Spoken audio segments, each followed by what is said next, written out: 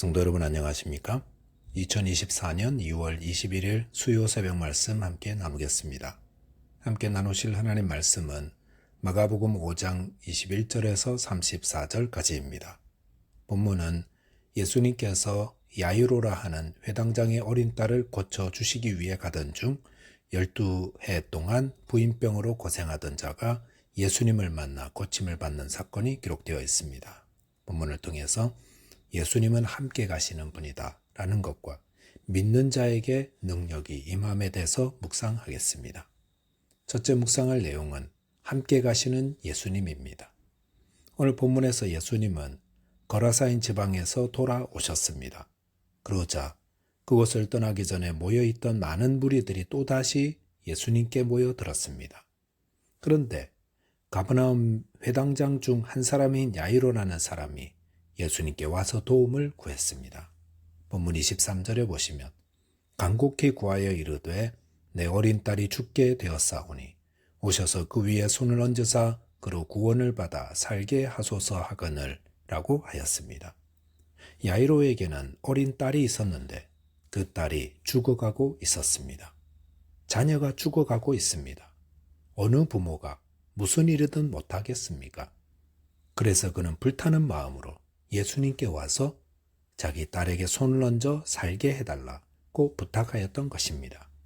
그리고 본문 24절에 보시면 이에 그와 함께 가실새 큰 무리가 따라가며 애워싸 밀더라 하였습니다. 예수님은 그의 부탁을 받고 그의 집으로 함께 가게 되었습니다. 그런데 여기서 예수님은 큰 무리와 함께 계셨다고 했습니다. 큰 무리와 함께 있었다면 이들을 모두 돌보아야 하기 때문에 못 간다. 이렇게 하지 않으시고 야이로를 따라가셨다고 했습니다. 예수님은 한 사람을 소중하게 여기시는 분입니다.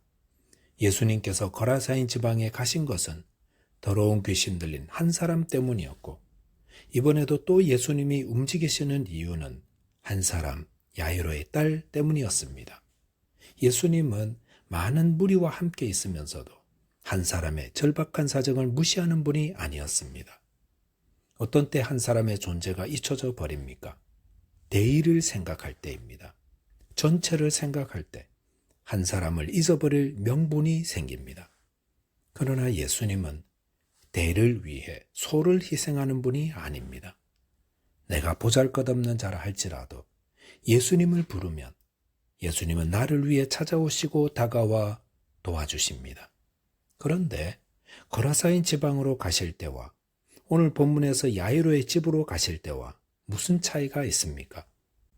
거라사인 지방에 더러운 귀신 들린 자는 예수님께 요청하지 않았음에도 예수님은 가셨지만 오늘 본문에 야이로 회당장은 직접 요청하였습니다. 특별히 야이로는 회당장이었습니다. 회당장은 대단히 신분이 높은 사람이었습니다. 이것은 예수님은 가난한 자들의 친구이시면서 또 죄인을 부르러 오셨지만 부자들도 예외가 아니라는 것을 말해주고 있습니다. 부자이고 신분이 높은 자라도 예수님께 나아오면 그리고 그의 어려운 사정을 알려면 예수님은 그를 돕기 위해 함께 길을 떠나는 분입니다. 그러므로 예수님은 마태복음 7장 7절에서 구하라 그러면 주실 것이요 찾으라 그러면 찾을 것이요 문을 두드리라 그러면 너희에게 열릴 것이니 라고 하셨습니다. 이 말씀은 부자든 가난한 사람이든 모든 일을 향하여 주시는 은혜로운 말씀입니다. 저와 여러분들의 사정과 형편이 지극히 개인적이어서 이런 것까지 기도해도 되나 라고 생각할지 모릅니다.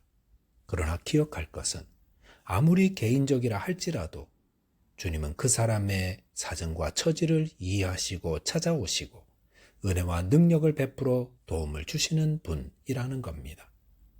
한 사람 나의 처지도 예수님께는 참으로 소중한 것임을 기억하고 오늘도 예수님께 도움을 구하며 은혜를 입고 나아가는 저와 여러분 되시기를 바라겠습니다. 둘째로 묵상할 내용은 믿는 자에게 능력이 임한다라는 것입니다. 예수님은 회당장 야이로의 집으로 향하고 계셨습니다. 그런데 어떻게 가고 계셨겠습니까? 그것은 인도하는 야이로의 보폭과 걸음이 어떠한가에 달렸을 것입니다. 아마도 뛰지는 않았을 것입니다. 하지만 빠른 걸음으로 걷지 않았을까 생각합니다. 그만큼 야이로의 마음이 딸로 인해 급하고 초조했던 것입니다. 그런데 갑자기 예수님이 걸음을 멈추셨습니다. 그리고 무엇을 하셨습니까? 자신의 옷에 손을 댄 자가 누구인지 묻고 예수님 옷에 손을 댄 그 여인을 보시며 그에게 34절에 보시면 예수께서 이르시되 딸아 내 믿음이 너를 구원하였으니 평안히 가라 내 병에서 놓여 건강할지어다라고 하였습니다. 예수님은 야이로의 딸이 죽어가는 급박한 상황을 알면서도 도중에 끼어든 혈루병 앓는 여인을 고쳐주셨고 그를 만났고 칭찬해 주셨습니다. 그런데 이 여인의 믿음을 보면 이 여인은 정식으로 예수님께 나온 것이 아니라 무리에게 섞여 예수님의 뒤로 왔습니다. 그리고 예수님이 보이지 않는 뒤에서 예수님의 옷을 만졌습니다. 회당장 야이로는 예수님을 정식으로 만나 정식으로 요청하였던 반면에 이 여인은 그런 절차 하나도 모릅니다. 그냥 시장 바닥에서 하는 방식으로 허락도 받지 않고 정식 절차 하나도 따르지 않았습니다. 그냥 자기가 만지고 싶을 때 만진 것입니다. 예수님에 대한 소문을 듣고 그의 마음에 예수님께 가면 구원을 얻고 병고침을 받겠다는 믿음이 생겼고 뒤로 가서 예수님을 몰래 만졌는데 그것을 통해 예수님의 능력이 나타났습니다.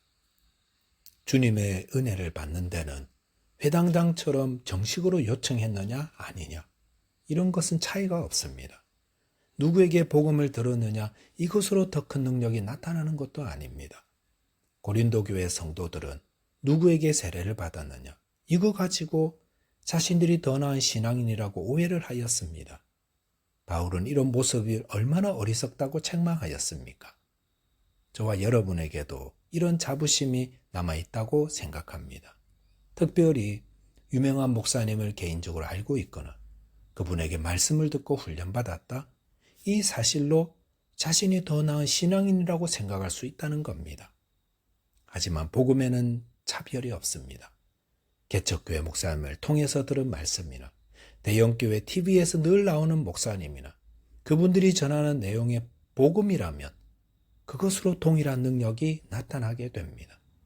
시장 바닥에서 누군가에게 소문을 듣고서도 복음의 능력이 나타날 수가 있고 또 훌륭한 설교가를 통해서도 그 능력을 체험할 수 있습니다. 중요한 것은 누가 전하느냐가 아니라 무엇을 전하느냐 여기에 능력이 있습니다.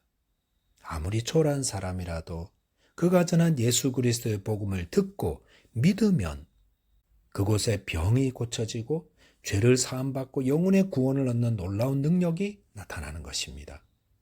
오늘 본문에서 혈루증 앓던 여인은 손을 내어 밀어 예수님의 옷에 손을 대자 고침을 받았습니다. 그런데 이 여인이 고침받은 것은 결국 무엇 때문입니까?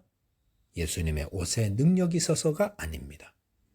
본문 33절에 보시면 여자가 자기에게 이루어진 일을 알고 두려워하여 떨며 와서 그 앞에 엎드려 모든 사실을 여쭈었다고 했습니다. 이 여인은 자신의 사정을 아려며 또 예수님의 옷에 손을 대기만 해도 구원을 받으리라는 믿음으로 옷에 손을 대었다고 했습니다. 그러자 병이 나은 줄을 몸이 깨달았다고 증거했습니다. 무엇으로 능력이 나타났던 것입니까? 예수님의 옷에 손을 대기만 해도 나을 것이라는 믿음을 가지고 대어 민 그 손에 능력이 임했던 것입니다. 믿음을 가지고 내어 미는 손에 능력이 임합니다. 저와 여러분들이 복음의 능력으로 살려면 주님의 말씀을 믿는 그 믿음이 있어야 합니다. 로마서 10장 10절 11절 보시면 사람이 마음으로 믿어 의에 이르고 입으로 시인하여 구원에 이르느니라. 성경에 이르되 누구든지 그를 믿는 자는 부끄러움을 당하지 아니하리라 하셨습니다. 저와 여러분께서 예수를 믿는 믿음을 가지고 주님의 능력을 힘있게 되시기를 바라겠습니다. 기도하겠습니다. 하나님 아버지, 저희와 함께 하시는 주님 감사합니다. 저희에게 믿음을 더하여 주옵소서. 그리하여 더욱 담대하며 평안함으로 맡은 사명 잘 감당하는 자 되게 해 주옵소서. 예수 그리스도 이름으로 기도하옵나이다. 아멘. 오늘도 믿음 안에서 승리하는 하루 되시기 바라겠습니다. 감사합니다.